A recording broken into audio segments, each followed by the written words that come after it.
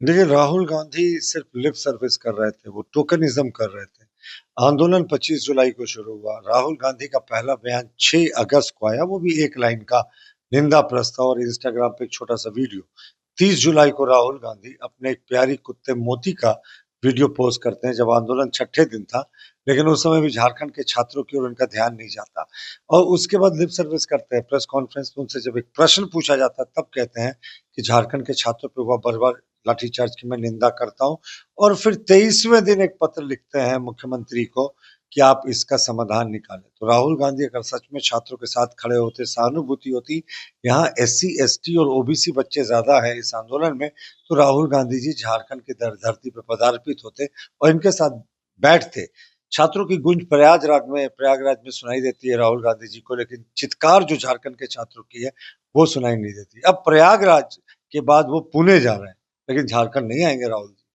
देखिए, ये अंधेर नगरी चौपट राजा वाली स्थिति है। पहले सीआईडी ने कहा कि सीजीएल परीक्षा में कोई गड़बड़ी नहीं हुई। नेपाल में 135 क्वेश्चन पेपर्स थे टोटल। वहां जो नेपाल स्टूडेंट्स को ले जाया गया, उनके 125 क्वेश्चन पेपर मैच करके सीआईडी ने कहा कि साहब ये सिर्फ गेस पेपर था। अगर उसी समय एग्जामिनेशन कैंसिल हो जाता तो जो सफल अभ्यर्थी हैं उनको बाहर नहीं होना पड़ता, फिर से एग्जाम देकर वो संभवतः सफल हो जाते जो भी मेरिट से थे। दोबारा सीजीएल की जब एग्जामिनेशन हुई तो मुख्यमंत्री माफ कीजिएगा, हेमंत सोरेन जी ने 11 जून 2024 को पोस्ट करके कहा था कि इस बार अगर कोई गड़बड़ी निकलेगी तो साहब मुझे 5 महीने नहीं, 50 साल के लिए जेल में रख दीजिएगा। लेकिन हुआ क्या साहब, फिर से गड़बड़ी हो गई।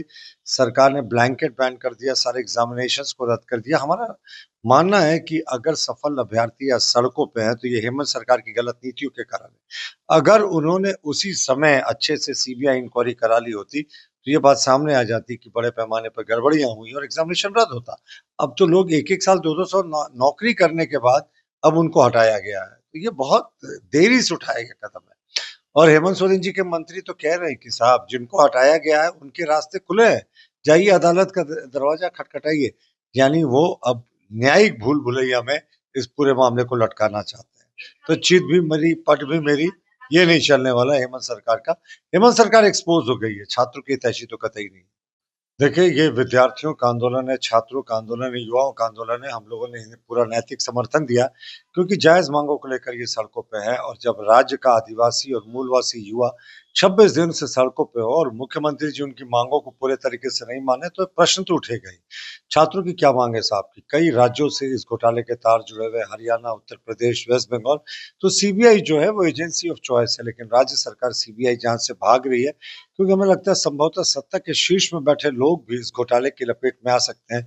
क्योंकि आप देखें कि एक सचिव के जो, माफ कीजिएगा, जेपीएससी की जो सदस्य थी, उनके सचिव गिरफ्तार हुए। उन पे आरोप था 40 लाख में वो इंटरव्यू की सेटिंग करते थे। अब कोई सचिव की इतनी थोड़ी हैसियत है जो सदस्य का सचिव हो कि वो सेटिंग करे। और जो इंटरव्यू था उसमें तो सदस्य बैठती थी, तो जाहिर तौर पर यह पैसा सदस्य के लिए जाता था।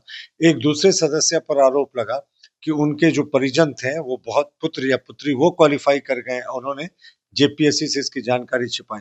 और जो चेयरमैन थे वो तो गिरफ्तार है ही, क्योंकि उन पे आरोप लगा कि उन्होंने टीडीपीएल को कई करोड़ लेकर जो है वो आउटसोर्सिंग का काम दे दिया था। तो हमें लगता है सीबीआई एजेंसी ऑफ चॉइस है। कई राज्यों से इसके तार जुड़े हुए हैं। हमारे जो पूर्व अध्यक्ष खियांगते थे वो भी नॉर्थ ईस्ट से आते हैं। तो सीआईडी को इतने अधिकार नहीं कि वो जाकर दूसरे राज्यों में अरेस्टिंग कर सके, सीजर कर सके, छापेमारी कर सके। तो यानी सरकार को अगर सच में जेन्युइन इन्वेस्टिगेशन चाहिए तो छात्रों की मांग को मान लेनी चाहिए और सीबीआई इन्वेस्टिगेशन करना चाहिए। देखिए, सीआईडी सिर्फ छोटी मछलियों तक पहुंच रही है। तीनों सदस्यों की गिरफ्तारी क्यों नहीं हुई साहब? प्राइमा फैसी सीआईडी जो मीडिया में सेलेक्टिवली लीक करती है कि अमुक के पीए को गिरफ्तार कर लिया गया, 40 लाख रुपए ले रहा था, जबकि सेटिंग में पीए का हाथ नहीं होता, उसके जो बॉस होते हैं, सर जो मेंबर होते हैं जेपीएससी का, उसका हाथ होता है। तो अभी भी मनी ट्रेल को नहीं पकड़ा गया है। बताया जाता है कि 70 करोड़ रुपए लेकर जेपीएससी के चेयरमैन के पद को बेचा गया। हमारे नेता प्रतिपक्ष ने इस संबंध में गंभीर जो है वो आरोप लगाए हैं, तथ्य पेश किए हैं। और जब 70 करोड़ अध्यक्ष लेकर पोस्टिंग होगी तो वो खुद कितना कमा रहे होंगे, ये आप सोच सकते हैं। तो इस पूरे जांच जो है वो सीबीआई से होनी चाहिए। कई राज्यों से इसके तार जुड़े हुए हैं। तो ये छोटी मछलियों की गिरफ्तारी तो होती ही रहे, लेकिन बड़ी मछलियों पे सीआईडी जो स्टेट की है वो हाथ डालेगी, ये उचित नहीं लगता।